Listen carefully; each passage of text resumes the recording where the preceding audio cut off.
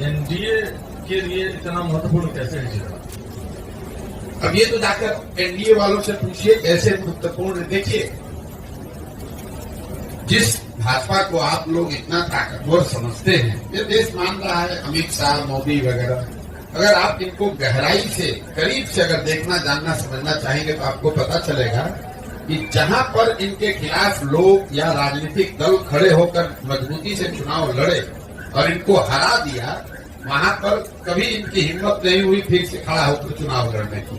तो बिहार वो भूमि है जब 2015 में अमित शाह और मोदी अपने सारे प्रयास के बावजूद उनको सफलता नहीं मिली। और वो जो डर है, वो इतना बड़ा डर है हारने का। जब आपको ज्यादातर जगह पर आसान जीत मिलती है, तो कहीं पर जब आप हार जाते हैं तो आप उससे डरते बहुत ज्यादा है। तो कहीं न कहीं भाजपा को ये डर है, भाजपा की लीडरशिप को, कि बिहार की जो राजनीतिक मैं कहूंगा पृष्ठभूमि है, यहाँ का जो सोशल फैब्रिक है, जो यहाँ समाजवाद की जड़ें हैं, वो इतनी मजबूत हैं या इतनी गहरी हैं कि भाजपा के लिए इतना आसान नहीं है कि पूरे बिहार को अपने एक मोदी के स्लोगन पर जीत लिया जाए। ऐसा उनको लगता है। सच्चाई क्या है ये तो भगवान जाने, लेकिन ऐसा उनको लगता है। इसीलिए वो इस तरह के गठबंधन, जैसे नीतीश कुमार के लिए अभी कुछ महीना पहले आकर यही अमित शाह ने मंच से खड़े होकर कहा कि बिहार की जनता, एक एक आदमी सुन लीजिए, चुनाव से पहले या बाद किसी भी हालत में नीतीश कुमार को वापस नहीं लिया जाएगा।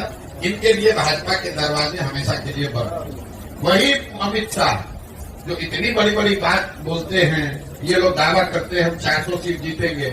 नीतीश कुमार जैसा आदमी जो कि बिहार में रहने वाला साधारण राजनीतिक समझ रखने वाला आदमी भी जानता है कि नीतीश कुमार के राजनीतिक वजूद बिहार में अब कोई बहुत मजबूत नहीं है। ये उनके राजनीति का अंतिम दौर है। लेकिन अगर वो भी वापस आ रहे हैं तो भाजपा को उसको मानने, स्वीकार करने में कोई दिक्कत नहीं है। तो ये इसकी वजह यह है कि बिहार की राजनीतिक भूमि को भाजपा इतना आसान मानती नहीं। चाहे वो चिराग हो, उपेंद्र कुशवाहा हो, मांझी हो, नीतीश हो, चाहते हैं कि जितने लोगों को साथ में रखे ताकि ये खतरा न हो कि कहीं 40 में 2-5 सीट का नुकसान हो जाए। और दूसरा, ये बिहार के लोगों का दुर्भाग्य रहा है कि ये 40 सीट जो है, इसके लालच ने बिहार को बर्बाद कर दिया। विश्व के स्तर पर अफ्रीका के बारे में बात कही जाती है कि अफ्रीका के जिन देशों में बहुत ज्यादा खनिज है, वहां पर सबसे ज्यादा गरीबी है। उसको मिनरल कर्स कहा जाता है, क्योंकि वहां इतना खनिज है कि उसी को लूटने के लिए, उससे कमाने के लिए दुनिया भर के लोग जाकर वहां लूटपाट मचाते हैं। उसी तरह बिहार की हालत है। बिहार से 40 सांसद जीत कर जाता रहे, उसके लिए राष्ट्रीय दल, पहले कांग्रेस और अब भाजपा, ये कुछ भी करने को तैयार है। आपने देखा कांग्रेस का जब शासन था, इसी कांग्रेस ने बिहार को लालू जी के हवाले करके छोड़ दिया। उनको ऐसा नहीं कि मालूम नहीं है कि बिहार में कितना बड़ा जंगल राज लालू जी के टाइम में था। ऐसा तो नहीं मालूम है कि लालू, उनको कांग्रेस को पता नहीं था कि बिहार सबसे गरीब और पिछड़ा राज्य था। मनमोहन सिंह जी इतने बड़े इकोनॉमिस्ट थे, उनको ये पता नहीं था कि बिहार में कितनी परेशानी बदहाली है।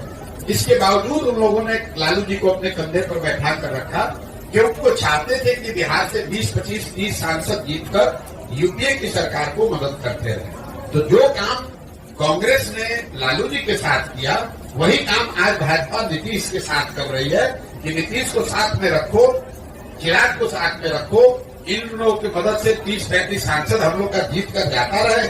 उसके बाद बिहार में जो होता रहे उससे कोई दिक्कत नहीं। बिहार के पूरे बच्चे मजदूर बने रहे, कोई दिक्कत नहीं है। बिहार में गरीबी बदहाली हो, कोई दिक्कत नहीं हो। बिहार के बच्चे जब गुजरात जाए तो उसको बिहारी कहकर उसका मजाक उड़ाए, गाली दे, लेकिन बिहार से 35-40 सांसद हम लोग का जीत कर जाता है।